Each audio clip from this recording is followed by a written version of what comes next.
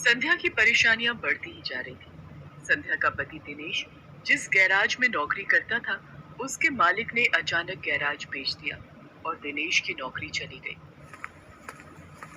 पिछले 2 महीने से रोजाना दूसरी जगह नौकरी ढूंढने जाता हूँ, पर सब जगह पहले से ही नौकर काम कर रहे हैं।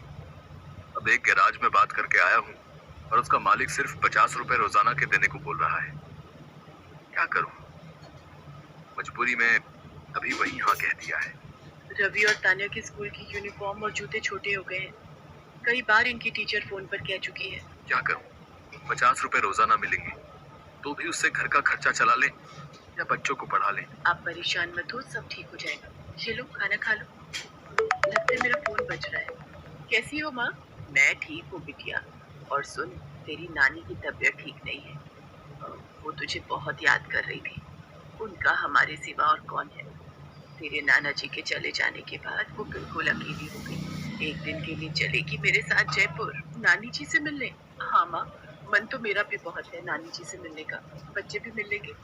नानी जी से मिले कई साल हो गए। रवि जब हुआ था तब उन्होंने आना था, पर किसी कारण वो आ नहीं पाई थी। माँ, मुझे याद है मेरा और भैया का तो सारा बचपन नानी जी के घर ही बीता था। आपको याद है माँ, जब एक बार मैं नानी जी के घर गई हुई थी? नानी, आप ये डंडे से क्या कर रहे हो? संध्या बिटिया, मैं पेड़ से कच्चे आम तोड़ रही हूँ। फिर इन कच्चे आम से अचार, चटनी और शरबत बनाऊंगी। तो ये बात है। रुको, मैं अभी झट से पेड़ पर चढ़कर कच्चे आम तोड़ देती हूँ। अरे वाह संध्या बेटी, तूने तो ढेर सारे कच्चे आम तोड़ दिए। चल, अब तुझे उपहार में कच्चा आम काट कर नमक लगा कर देती हूँ। है ना स्वादिष्ट? माँ, आज भी उन कच्चे आम का स्वाद मैं भूल नहीं पाई हूँ। नानी के बाग के कच्चे आम आज भी बहुत याद आते हैं। ठीक है, फिर हम कल ही चलते हैं। अगले दिन संध्या अपनी माँ और बच्चों के साथ अपनी नानी के घर जाती है। संध्या, कितने समय बाद तुझे देख रही हूँ। ये देख, मैंने तेरे लिए क्या रखा है। कच्चे आम की चटनी, और ये तो नमक लगे कच्चे आम। अरे वाह नानी। बच्चों, ये देखो, मैं ये बचपन में खूब खाती थी। रवि और तान्या को भी कच्चा आम बहुत पसंद आता है। नानी जी, क्या ये कच्चे आम हम अपने घर ले जाएं? हाँ बच्चों, जरूर। माँ, ऐसा कच्चा आम हमने पहले कभी नहीं खाया। नानी, आज बहुत दिनों बाद बच्चों के चेहरे पर खुशी आई है। अरे संध्या बिटिया, तू रोने क्यों लगी? सब ठीक तो है ना? दामाद जी की नौकरी कैसी चल रही है? संध्या रोते हुए अपनी परेशानी अपनी नानी को बताती है। संध्या, तुझे परेशान होने की जरूरत नहीं है। मैं तुझे एक ऐसी चीज दूंगी जिससे तू अपना खुद का व्यापार कर सकती है और अच्छे पैसे कमा सकती है। ये ले, ये मेरे पास कच्चे आम के पेड़ के कुछ बीज हैं। इन्हें तू अपने घर के आंगन में बो देना। फिर कुछ ही दिनों में इन बीजों से कच्चे आम के बड़े बड़े पेड़ उगाएंगे। फिर तू उन कच्चे आमों को बेचकर आराम से पैसे कमा सकती है। सच नानी, ये तो बहुत अच्छा हो जाएगा। आपने तो मेरी बहुत बड़ी मुश्किल आसान कर दी नानी। संध्या बेटी, ये कोई साधारण बीज नहीं है।